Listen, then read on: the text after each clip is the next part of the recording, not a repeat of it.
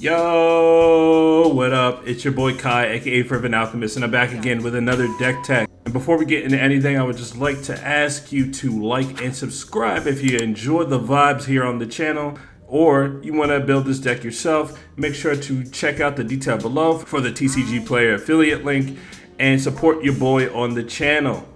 Now let's get into it. So now we got here, which is Stella Lee wildcard. The reason why I called it Jackpot is because is my favorite color in Magic. It's also one of the colors I would think that I'm really good at playing. And also, red and blue reminds me of one of my favorite games, Devil May Cry. And one of the catchphrases in the game is Jackpot, is when they shoot the guns, and it's red and blue themed because Virgil and Dante and yeah, all of that stuff. So I called it Jackpot. But yeah, I got Stella Lee here, which is the new hotness that everybody's playing right now. Stella Lee wildcard is a one colorless blue-red legendary creature human rogue, and it says whenever you cast your second spell each turn, exile the top card of your library.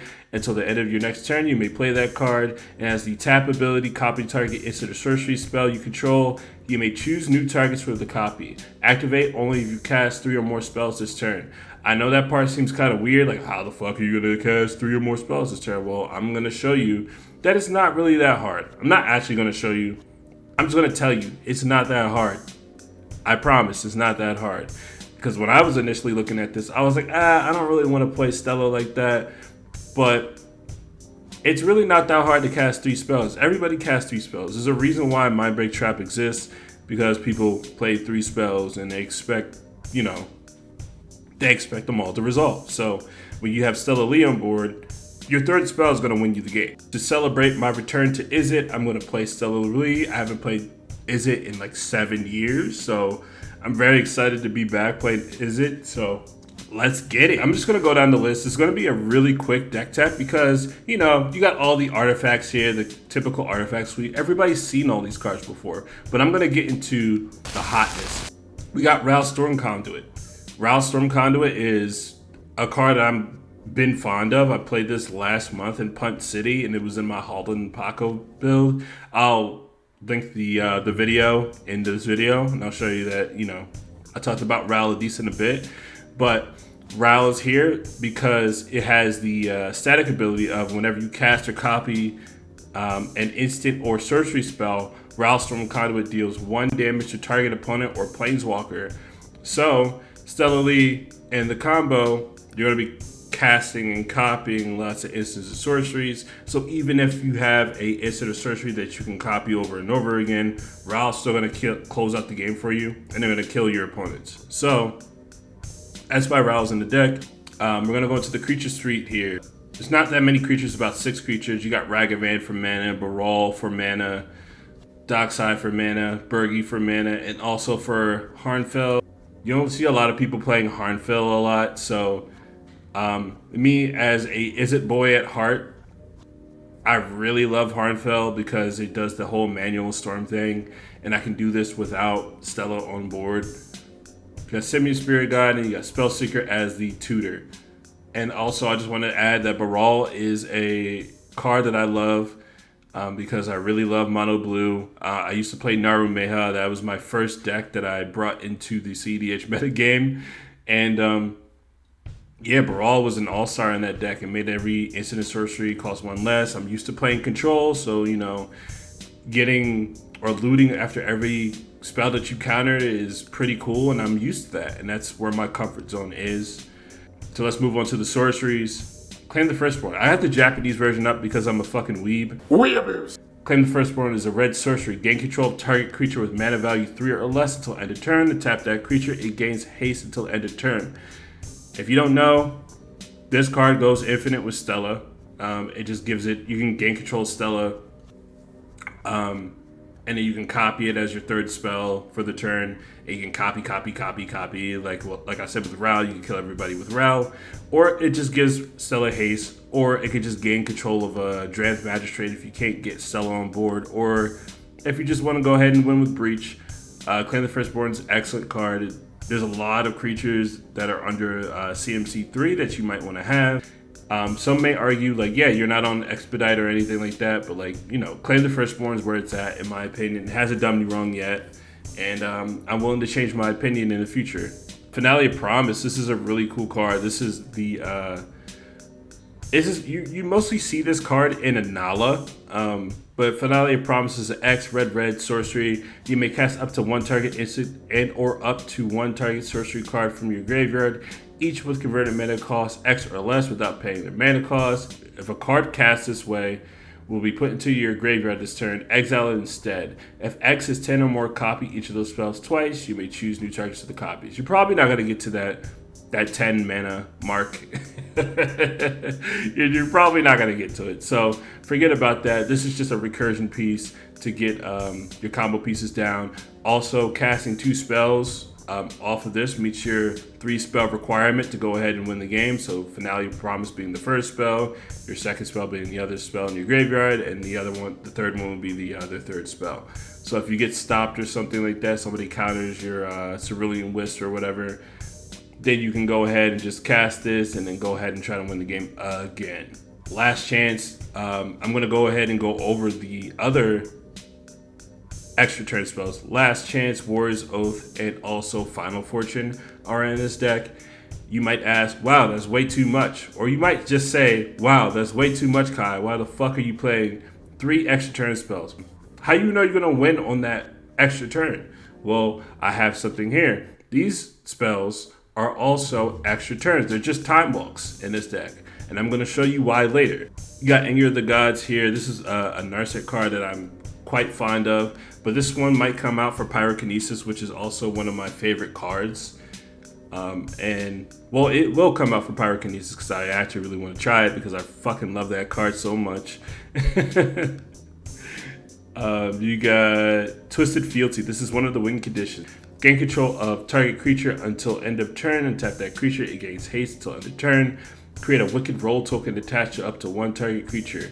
And then there's, in the parentheses here, you have, if you control another roll on it, put that one into the graveyard. Enchanted creature gets +1/+1 when this aura is put into the graveyard. For each opponent loses 1 life. So what happens here is you're going to copy this spell as your third spell with Stella. You're going to put a Wicked Roll token on the Stella. Then you're going to copy it again and put another Wicked Roll token. The other one's going to fall off and deal 1 damage to each opponent. This spell works against One Ring protection. It works against Veil of Summer protection. It works against any kind of protection. This does not target your opponents, and this is your way around the One Ring. It works around Hexproof too. Like if your opponents have Hexproof or they have Shroud or anything like that, this works around it. So this card is necessary as a win condition. I'm going to get into the meat and potatoes here of the deck. The instants, baby. These are the cards that make the deck. And there's so many different instances in here that I've always wanted to play but never got a chance to play. So we got Cerulean Wisp. This is the only card that I had to buy out of this deck because I already had everything else. I'm an Izzet Mage at heart. Come on, man. But Cerulean Wisp is the 1 blue instant. Target creature becomes blue until end of turn. Untap that creature, draw a card. This is the combo piece for this deck. So what you do is you put your first spell on the stack, second spell on the stack, exile a card with Stella, then you put your Cerulean Wisp on the stack, and then you hold priority, tap Stella, target Cerulean Wisp, make a copy of Cerulean Wisp, untap Stella, then you draw a card, then you tap Stella again, target the original Cerulean Wisp, and then you rinse and repeat, draw your deck, and then you can find a win condition from there, usually Underworld Breach. And speaking about drawing your deck, I'm playing Gutshot. Gutshot is a Phyrexian red instant. It deals 1 damage to target creature or player. Like I said, drawing your deck. There's a relevant creature in this meta, which goes by the name of Bowmasters. And it is sitting at a 1 toughness. As soon as you put your win condition on the stack, somebody's going to flash in a Bowmaster. And as soon as that Bowmaster resolves, they're going to say ETB target Stella for 1. Then that means you can only draw 3 more cards. But if you have this Gutshot in hand, you can just kill the Bowmasters right away. For Phyrexian, no extra cost, no nothing. You got Stifle here. I did say that I was going to explain the extra turns, the abundance of extra turns in this deck is because I'm playing Stifle. If you don't know, Final Fortune, Last Chance, and Warrior's Oath have an end of turn trigger. Keep that in mind. You have an end of turn trigger. That trigger says you lose the game. And if you play Stifle, targeting that trigger, you don't lose the game anymore. So now they turn it into Time Walks. You get me? You see what I'm laying down here? So you got Stifle here and we got Trick Bind. Stifle and Trick Bind are in the deck for those reasons. However, they also have a reason outside of stifling your own Final Fortune triggers. It's to stop Dockside triggers, Thassa's Oracle triggers, any kind of triggers or activated abilities. These cards work. I think I've only played like 6 games in total, or I played like 10 games in total with Stella. However, I played Stifle maybe about 4 of those games and it works every single time. It's time to start admitting that Stifle and Trick Bind are good. They are good cards. It's time to start admitting it. Just because somebody says it's bad doesn't mean it's bad. They have to explain why it's bad and then they have to prove that it's bad. Don't listen to them. Play it, see for yourself, and see how relevant it is. Don't try to use this as a counterspell. Wait for those triggers. They're not counterspells. Well, they are. Technically, they are. Baral says they are. However, you want to make sure you're looking for those activated abilities. You're looking for those triggered abilities. Yeah, you're looking for those cEDH activations. You're looking for those Kinnan activations. You're looking for those Food Chain activations. You're looking for Kenrith activations. You're looking for ETB triggers from Dockside, Thassa's Oracle. You're looking for so many different triggers. There's so many different triggers in this format. You should be able to find one to counter easily. The game runs on activated abilities and triggers. It's time to start admitting that these cards are good. Come on, put them in your deck, try it out. At least try Stifle. At least try it. Okay, all right, let's move on. So we got Dramatic Reversal. Dramatic Reversal's in the deck. Although I'm not running Isochron Scepter, Dramatic Reversal just helps me make infinite mana, and if I have a One Ring out, then I can go ahead and draw my deck with Stella as the 3rd spell. I also want to mention I just went over Daze. Daze is in the deck because this also helps you meet your spell requirement. So what you can do as a little trick, you can cast maybe like your Cerulean Wisp first, and then maybe you can return an island back to your hand and cast your Daze, and then you can counter your Daze or something. And with all that on the stack, you can tap Stella and target the Cerulean Wisps. You can counter your own spells to get all of this going and win the game. Also, be mindful that you can also do this at instant speed. These are instant spells. You don't have to wait until your main phase or your second main phase to cast all these spells. You can do this at instant speed. You can draw your deck at instant speed. All these win conditions are instants. Intuition. I was asked earlier today what an intuition pile would look like. I'm going to let you know that there's a lot of intuition piles that you can make in Izzet. And I'm not even joking. Just because you have 2 colors doesn't mean you can't do a lot. So for one, I'll give you 1 pile. 1 pile could be Cerulean Wisp, Refocus, and the other combo piece, Twitch. You can get all 3 of those cards and put them in the intuition pile at instant speed, or you can just wait until your main phase. I don't recommend that, but either way, you're gonna get any one of those 3 pieces. You're gonna get any one of those. You can also get Refocus, Cerulean Wisp, and Mission Briefing. You can also get Refocus, Cerulean Wisp, and Finale of Promise. You can get so many different things with intuition.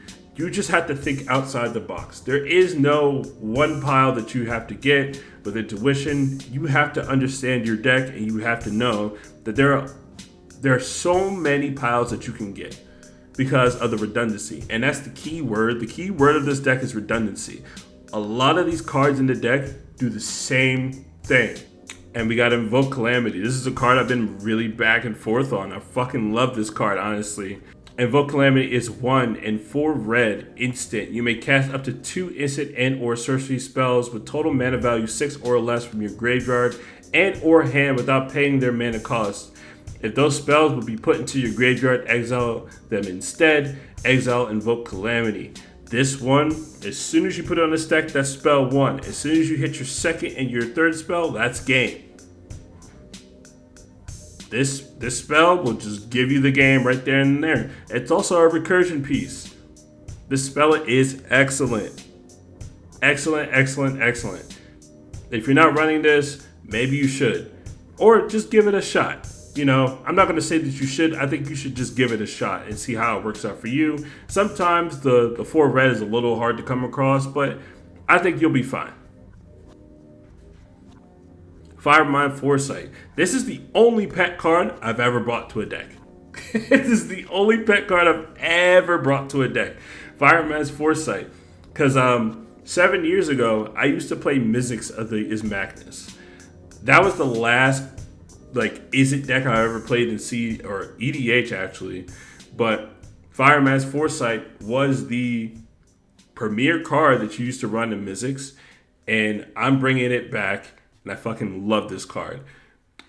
This card can also be interchangeable with Invent, which also picks up 2 instants and or sorcery. So you got Firemind's Foresight for 5 blue and a red. It's an instant. Search your library for an instant card with converted mana cost 3. Reveal it and put it into your hand. Then repeat this process for instant cards with converted mana cost 2 and 1.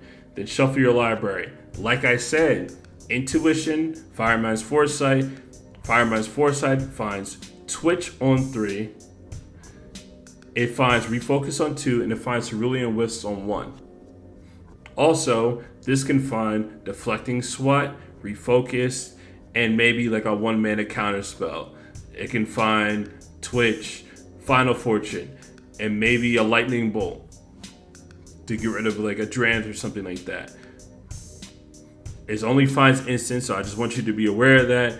Invent is probably more so the card that you might want to run because it's more versatile. However, yeah, it's also cheaper. It's 1 mana cheaper and it's more versatile. I'll say that. But yeah, I really love this deck, dude.